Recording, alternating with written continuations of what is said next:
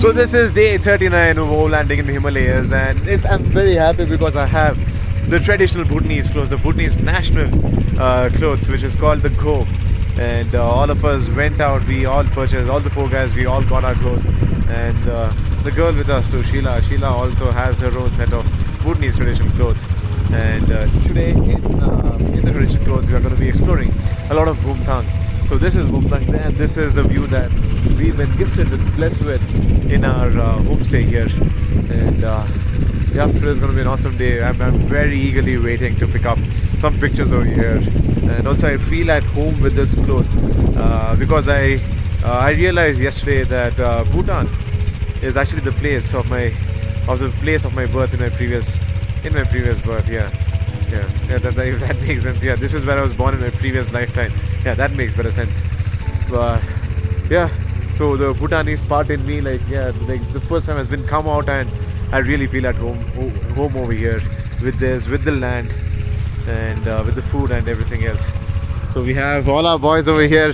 So these guys look like kings. They're all royal, and I look like a corporate lawyer. I look like a businessman, and that is what I want. That is what I am. So fuck yeah, this is amazing, man. This is amazing.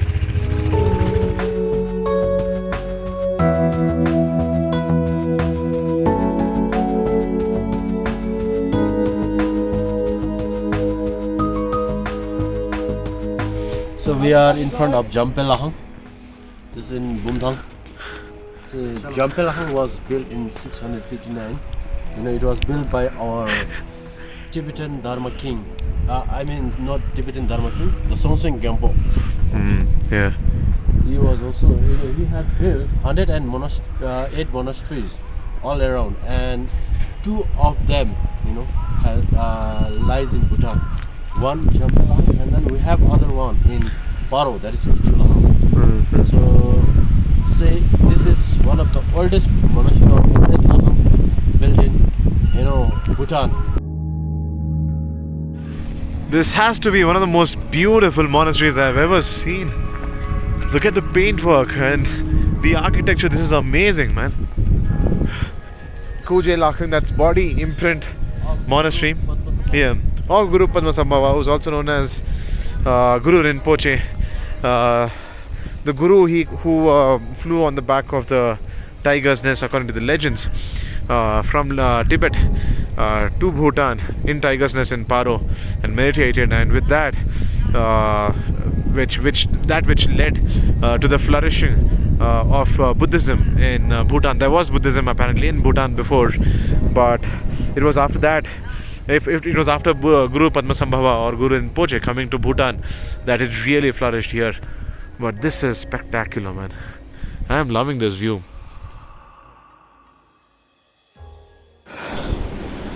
So this here is a lake. It's a sort of river, but people call this a lake over here called Mebarso. So Mebarso has a very great story again. So there was a treasure hunter, a treasure traveler called Pema. Tertin Pema. Yeah, so the king challenged him to find the treasure, or that he wasn't a righteous person, and to prove the king wrong, Tertin Pema said that he would carry a butter lamp in his hand and submerge and walk into this lake and walk out with the treasure if he was righteous, and he was the follower of Guru Padmasambhava. So yeah, he did go into the lake, and he walked out with the candle and a treasure box which had a Buddha statue inside, and a scroll and a skull.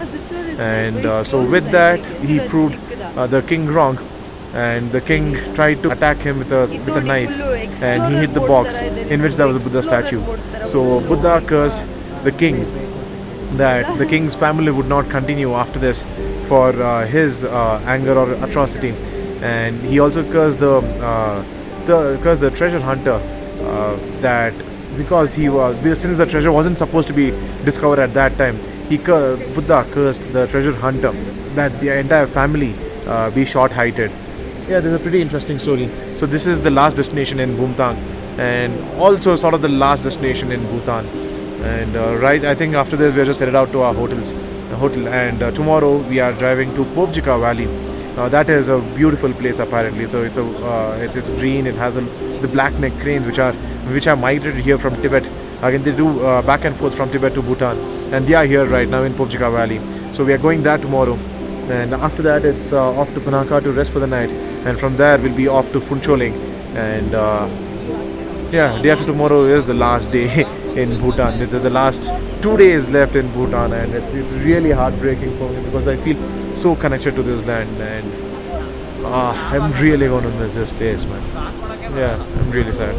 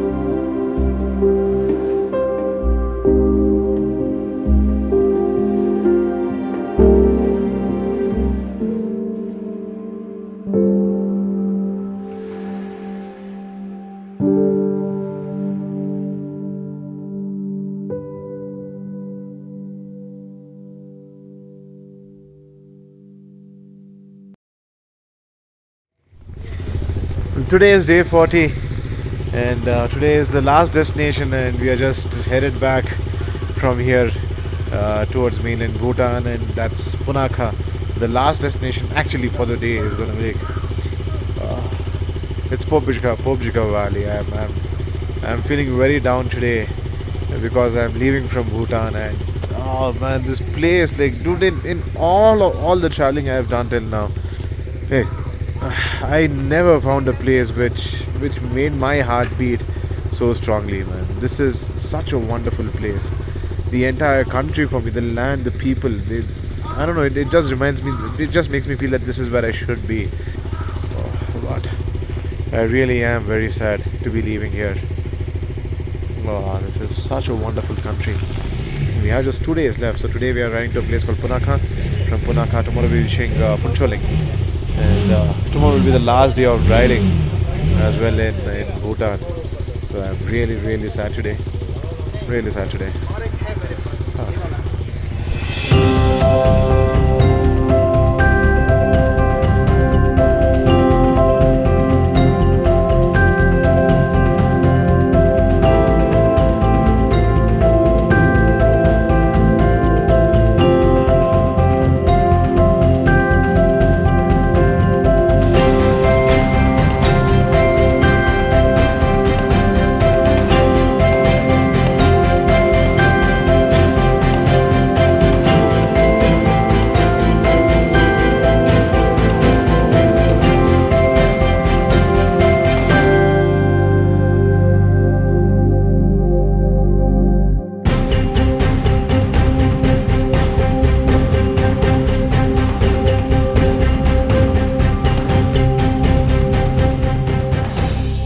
Hey, this here is Pobjika Valley, a winter roosting place of the black-necked crane.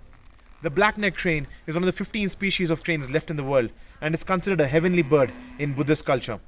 And because of that, the Royal Society of Protection of Nature in Bhutan has conserved this wetland for the protection of the black-necked crane. Hesitantly, they decide to land. The number of the cranes increases every year. In 1996, we went with His Majesty the Fourth King to celebrate National Day in Bundaling, in Tashiangze.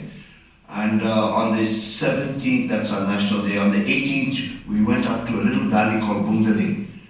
And just as we entered that beautiful valley, it was just like a still picture, a classical still picture. The air was suddenly shattered by the noise of this crow, crow, crow. And I said, my binoculars, my binoculars. And I quickly got my binoculars and looked up and I said, Your Majesty, the elusive black-necked crane that Dr. Salim Ali never found. And then His Majesty turned around and said, you can have them, they're yours. So I took it as a gift, and that I should do something about them and to protect these birds. Bye-bye. Huh? Bye-bye.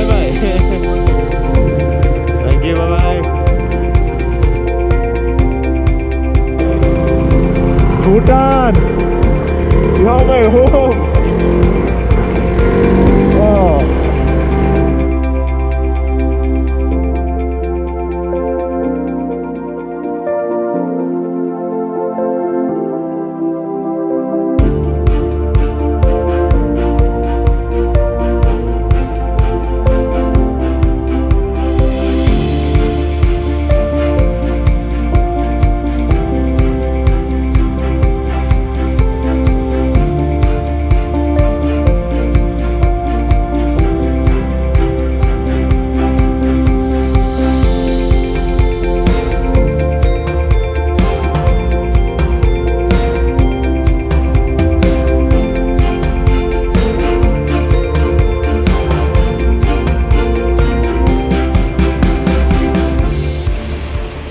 So right now we are one of the most beautiful places I've seen in Bhutan, and that's the Punakha Dzong. So Dzong, which is spelled as D-Z-O-N-G, in Bhutanese means a fort, and that really is one beautiful fort. The color, the way it's built, and the golden touch, like the golden touch up, the golden paint in all these places, that makes it absolutely amazing. So today is day 41 of the trip, and this is the last day in Bhutan, and tomorrow we are just exiting, we are reaching Phuncholing, the border, and this is the last day of riding. Tomorrow we'll be headed, all of us will be headed out on our individual ways, and the wonderful 8-9 days that we've had in Bhutan comes to an end today. I am really sad. I really am very sad. I'm in love with Bhutan. I think I've told this over and over again, but my heart belongs over here. I belong over here. And it's really been a difficult thing. I was just asking myself the question today on how I'm going to live without Bhutan for a year. I'm going to be back here again for next year for work, but till then, how do I sustain without Bhutan, without being in the place which makes me feel complete? It's a very sad thing, but I have to keep my journey moving forward. I have a lot of work to get back to and a lot of riding to get back to, but I'm going to miss this place. And this really is a treat for the eyes. The Punakha Dzong, or the Punakha Fort. So this apparently is one of the longest suspension bridges ever built. Or apparently, I don't know, that's what Sheila said.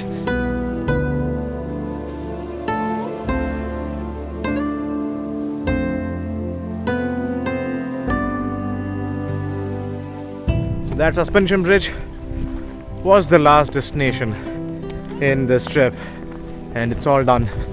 All we have to do now is ride the next 200 odd kilometers to Phuncholing, and our trip is over tomorrow.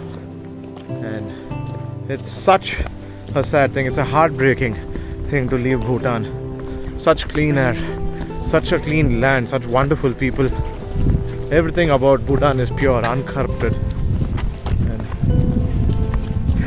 This is really going to be tough for me.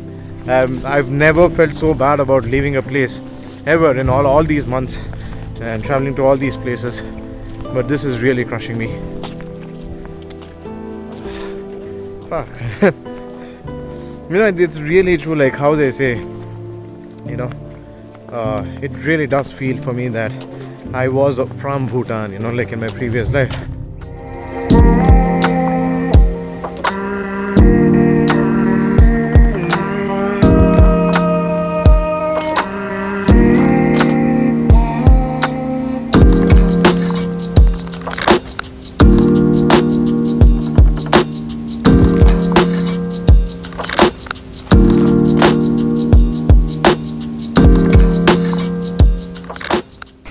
This here is Dochula Pass, and we have some stupas here again.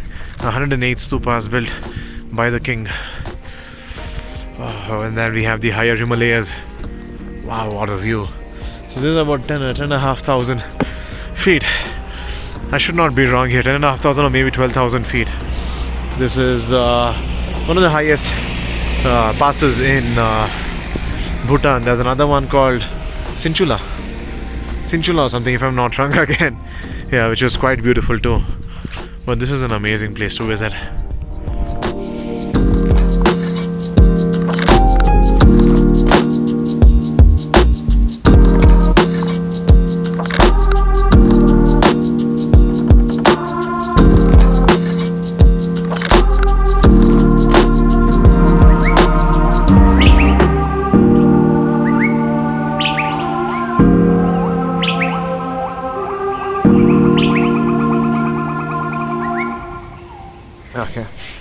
One by one. So, day 42, and this is probably the saddest day of this entire trip till now, because we have to leave Bhutan. Yeah, all of us. Yeah. So the tears aren't seen in our eyes, but it's in the heart. The heart is crying. The heart is bleeding. I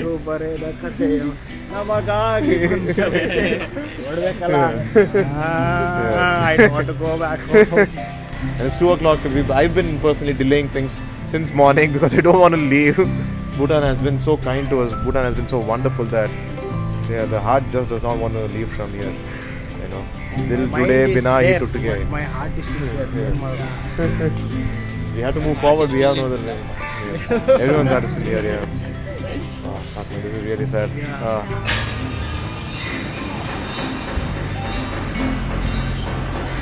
ಆಡಿಸಿದಾತ ಬೇಸರ ಮೂಡಿ ಆಟ ಮುಗಿಸಿದ ಸೂತ್ರವ ಹರಿದ ಬೊಂಬೆಯ ಮುರಿದ ಮಣ್ಣಾಗಿಸಿದ